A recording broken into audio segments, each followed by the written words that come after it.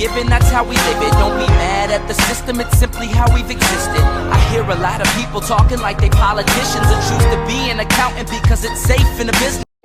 What's up, everybody? Welcome to the channel again. This is Bryce at Hippo Nation. I want to make another video today just to try out something new. This is going to be a movie review of the Guardians of the Galaxy. This is going to be my very first movie review. I wanted to do this because I absolutely love movies, as a lot of people do.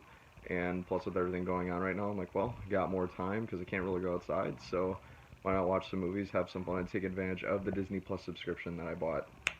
It's a really good deal, by the way, if you haven't gotten it yet.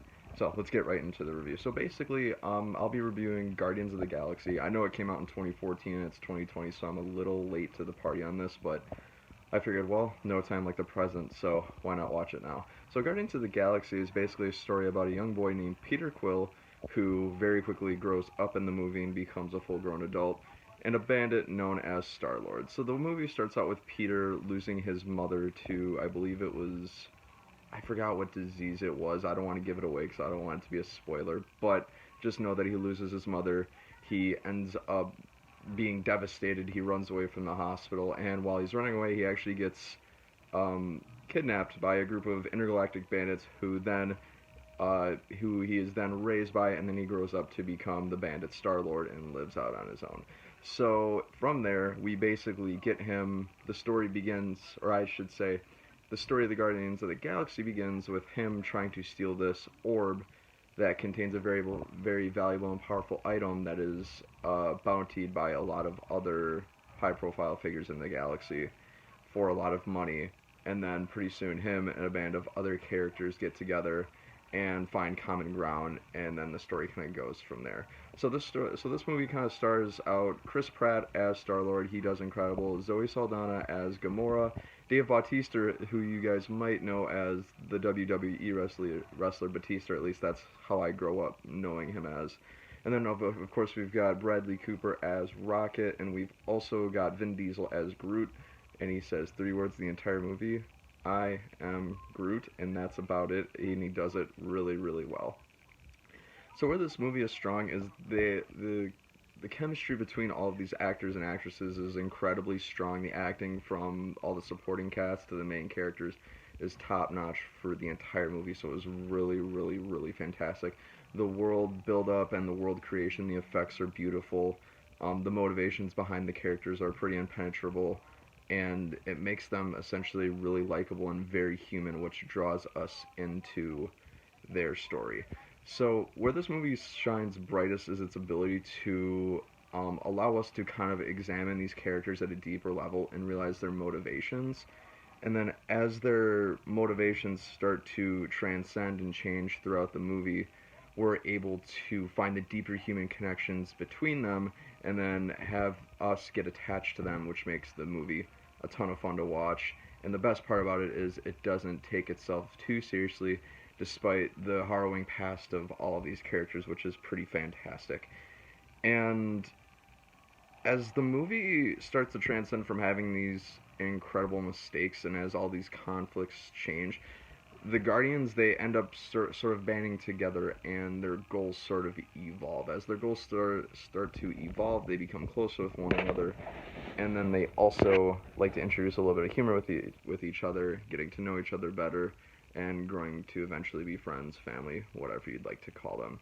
And it really humanizes them because, like I said, as the stakes of the movie get higher, as they start to have to save the universe and all these other things, the movie still takes time to find the humor within all these Guardians, all these superheroes, and it humanizes them and allows us to make a deeper connection to them and root for them and have a ton of fun with them throughout the entire movie as well. Of course, there's plenty of swearing and all that other good stuff, and I love it, and I think it's hilarious.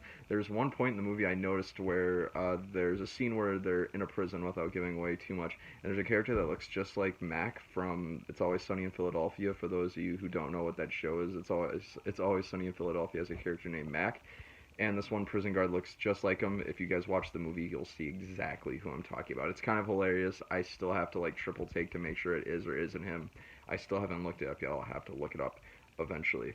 But anyways, I digress. So where this movie also shines bright is its staggering ability to not essentially get way too wrapped up in the Marvel universe. This movie did a really good job of tying in with the Marvel universe without it being too inherently obvious. So, for example, if Thanos wasn't really a character in this movie, if he wasn't mentioned at all, this movie could still stand on its own and still do great. We could still have our protagonists, which are the Guardians and Peter Quill, and then we could also have our villain, which is Ronan. I can't remember who he's played by, so you'll have to look that up later. And then we've also got a plot, which is saving the universe from infinite doom. So those three elements alone make up a movie, and with all the other pieces and the cast and everybody else that's behind it, it would still land on its feet just fine, and it would be fantastic. So, like I said, guys, just to kind of summarize it, the pacing is excellent. There's plenty of fun to be had in the movie.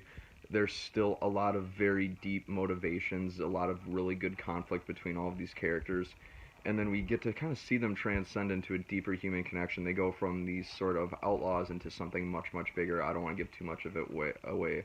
I want you guys to see it for yourself if you haven't already, and it makes the movie a ton of fun. This movie is absolutely phenomenal. It's excellent. I didn't know how good it was going to be because I've never seen it. I've seen Guardians of the Galaxy Volume 2, but I'm going to say this movie is flawless in every aspect. This movie is a freaking masterpiece. 10 out of 10 would recommend, and I'm going to say buying it on 4K Ultra HD if you don't have Disney Plus or if you don't have it already. So guys, what did you think of Guardians of the Galaxy? I absolutely loved it, but I want to know what you think about it. What other movies should I review next? What other movies do you recommend that I watch next? I haven't really watched too much of the Marvel Universe, so clue me in, recommend some good stuff, and I'll try to do the same for you guys. If you want me to review another movie, comment down below and just let me know, and we'll have a ton of fun together. Thanks so much for watching, guys. I really, really appreciate it. This has been Bryce at Hippo Nation. I hope you have a great day, so take care.